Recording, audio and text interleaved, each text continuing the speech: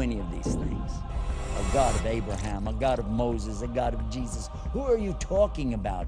How may we know this God? Who is this God related to? Allah ordered Muhammad, peace be upon him, Qul, say to them, He is Allah alone, without any partners. This are the most important facets of Islam.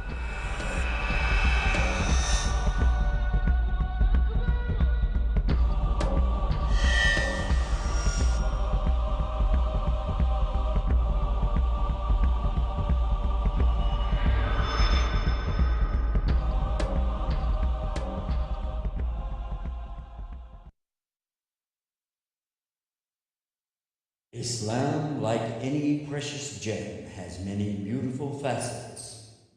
Join us now for Facets of Islam. Assalamu alaikum rahmatullahi wa barakatuh. I'm Yusuf Estes. I'll be your host for the next few minutes on Facets of Islam, and we're going to be talking about one of my favorite of all the facets of Islam, freedom. Today there's a lot of talk about freedom. We hear about freedom of the press. We hear about freedom of speech. We hear about the many freedoms that democracy offers or capitalism offers for us. The different societies and civilizations always promoting this idea of freedom, freedom, and we all want freedom. And who really would be the enemy to freedom? Doesn't even make sense. As a matter of fact, every single person wants freedom from something. Freedom from tyranny, freedom from oppression, freedom from poverty, freedom from drugs, freedom from abuse, freedom from ignorance. Everyone's talking about freedom, freedom, freedom. What's the opposite? What's the other side of freedom? Slavery. Yes, I remember. Slavery, that's the opposite. Slavery to what? Slavery to humans, slavery to work, slavery to passion, slavery to drugs, slavery to one's own emotions. There's so many kinds of slavery. What does Islam say about this? What is the facet of freedom in Islam? Exactly. How do I understand that? If I study Islam even a little bit, I learned about this word slavery. And yet some people tell me Islam is freedom. But I hear about this word slavery. In fact, I hear it over and over in the Quran itself saying, my slave. Even when it speaks about the Prophet Muhammad, peace be upon him, himself, he's not listed as a king in the Quran. He's not listed as an emperor in the Quran. He's not mentioned as some kind of a godhead or some kind of a great leader in Quran. In fact, Allah has called him a slave. Read chapter 17 of the Quran, Surah Al-Isra. Alhamdulillah, the praise to the one who has sent his servant. That's one translation. Slave, another. Abdihi is clear. Abd. Abd is a slave. Abdullah means the slave of Allah.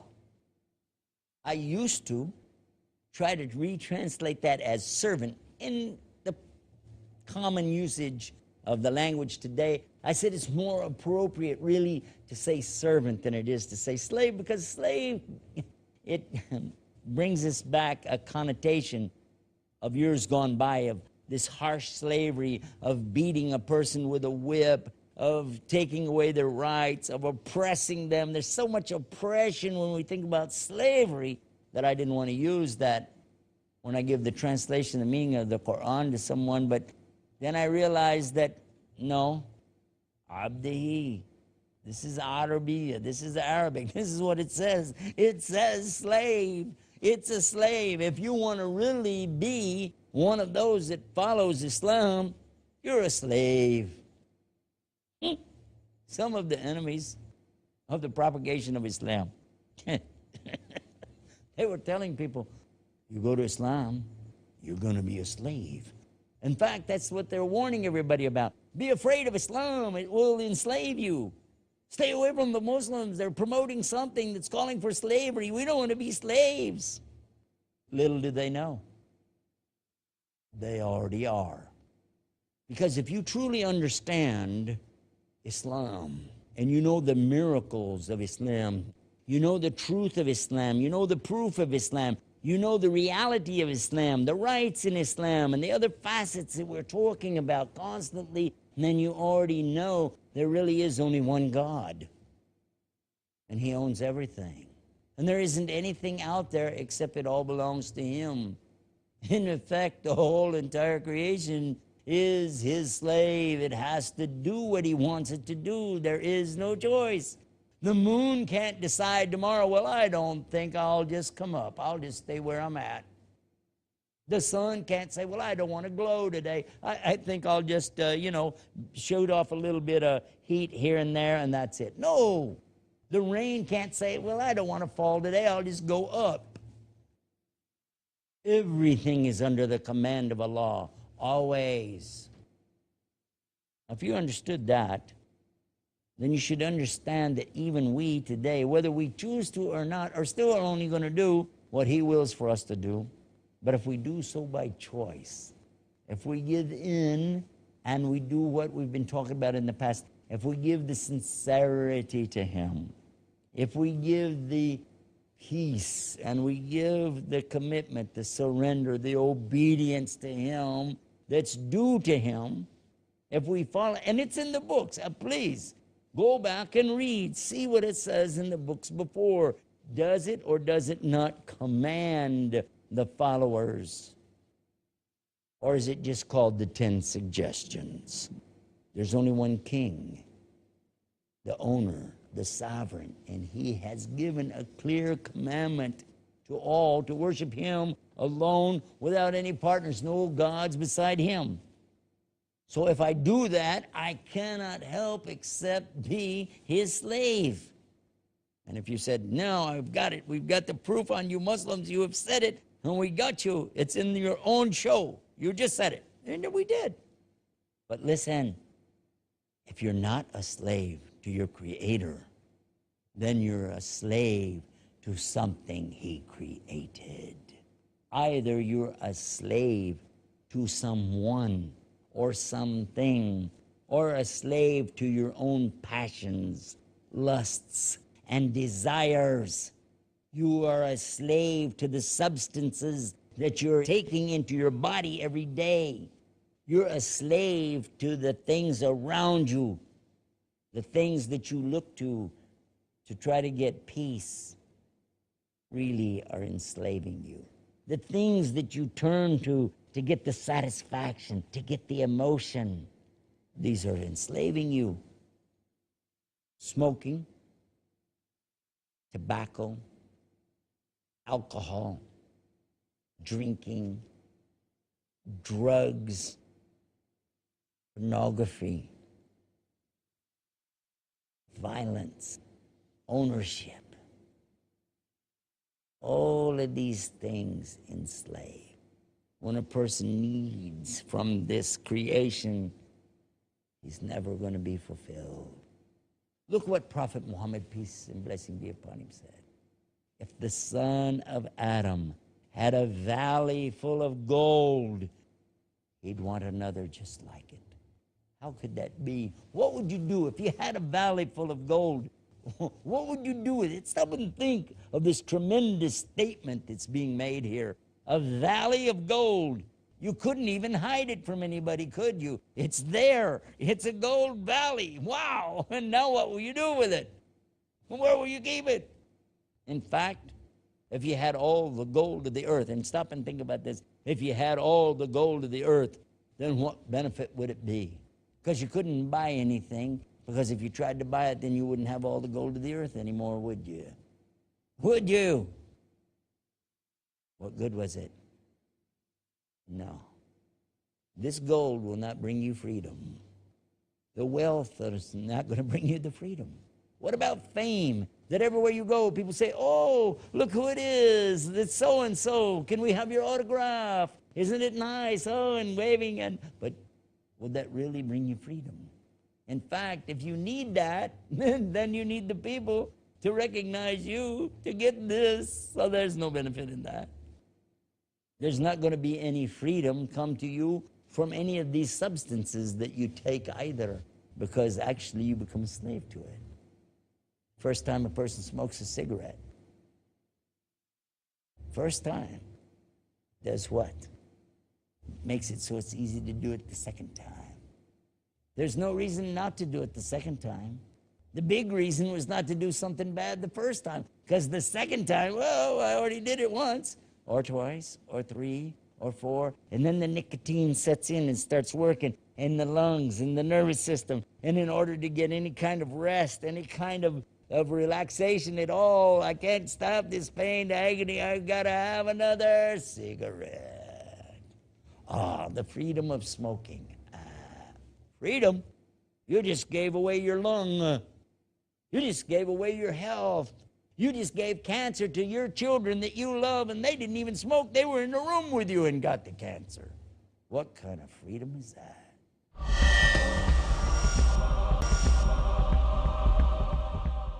When we talk about the dependency on alcohol, and again, the first time, oh, well, what's this? Oh, yeah, it tastes terrible, but I feel stupid. And then what? The second time, oh, I've had it before. Oh, oh, oh, look at me. Oh, I'm drinking some alcohol. And then again and again, until the dependency comes. Because now I can't have any fun unless I'm loaded. Freedom? Drugs. Today, some of the drugs are so horrible, so deadly, that a person only needs to take it once. And they don't have to worry about taking it again because they're dead. That's freedom? That's freedom? That's slavery. Freedom. Let's talk about freedom to dress, that a person can dress any way they like. Isn't that a freedom? But wait a minute. Are you talking about the freedom to dress or the freedom to undress? Think about that. What? What's the need inside of you? What's this slavery going on in your head that you're locked in on, that you have to do something so people will like you? So maybe people will like me if I show parts of my body. Wow, look at that. The more I show, the more they like. What is that? And where will you be 50 years from now? Huh? Huh? Slavery or freedom? And when we talk about it, some people talk about the freedom of speech. Have you heard this one? The freedom of speech? We've all heard freedom of speech. A journalist has the freedom of speech. He can write as he likes. I attended a special conference in a country that had been insulting Islam in a horrible way. They did a lovely conference. They brought the journalists forward, and they took beautiful care of these people, these journalists and photojournalists. They fed them. They took time to educate them. They gave them anything they needed in the way of proper knowledge to see what is true Islam and share with them. Men and women, Muslims from around the world, PhDs in various subjects, world leaders and politicians who are Muslims came and spoke and shared and shook hands and laughed, and we were together, and it seemed so lovely. It seemed like we had cleared up a lot of misunderstandings. And then in the paper the next day, those same people put the worst kind of statements, twisted everything around, and even lied boldly in headlines. And they took so many pictures waiting to get the right look, you know? Like people are smiling and laughing, having a good time, but maybe somebody would sneeze. Achoo! Get that right there. Ew, look at that guy. Ooh, how mean he looks. They did that. When I saw the papers, I was so distraught. I was so upset. I was fit to be tied. How could somebody do this? And when I began to complain, I said, this is an abomination against true journalism. How could anyone do something like this? Do you know what they said? They said, sir, this is true freedom. Freedom of speech. Freedom of the press. Freedom. I said, stop. You're talking about the freedom to lie. And they stopped cold right there and turned away. The fact is, when you are really on freedom, you're a servant and slave to the Almighty. Then He makes everything free to you. It's all free to you. And listen to this beautiful teaching of Islam about true freedom. You as a human being, as a Muslim who has surrendered, and that's what Muslim means. It means to do Islam, to surrender, submit, obey in sincerity and peace the Almighty. You're free to do that. And when you do, you become a Mu-Islam. One who Islams is called a Muslim.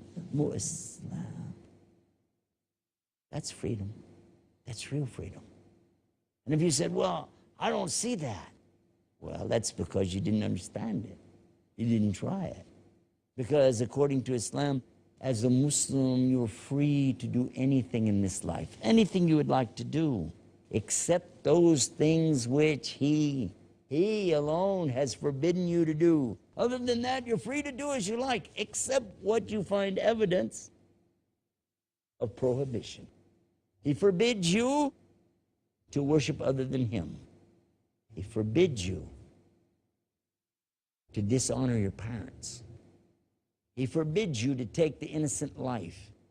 He forbids you to lie and to cheat and to steal. And He forbids you against these horrible acts, these oppressive acts of sex outside of marriage. He forbids you that you oppress others and to take their rights away. But other than that, you're free. You're free to do as you like, except what's forbidden. When it comes to worship, that is where you'll find the biggest restriction, because everything is forbidden.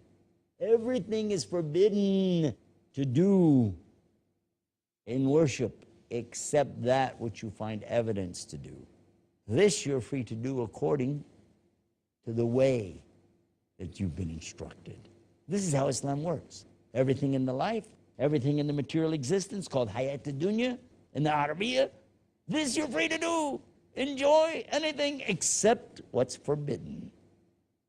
In worship, everything's forbidden except that which has specifically been ordained for you to do. What a beautiful balance. And if you take advantage of this, and you understand this, and you give up this life for Him, become His slave, then all the rest of the world will open up to you. And you'll take the maximum benefit here, the maximum benefit on the day of judgment, and the maximum benefit in the next life, in the paradise.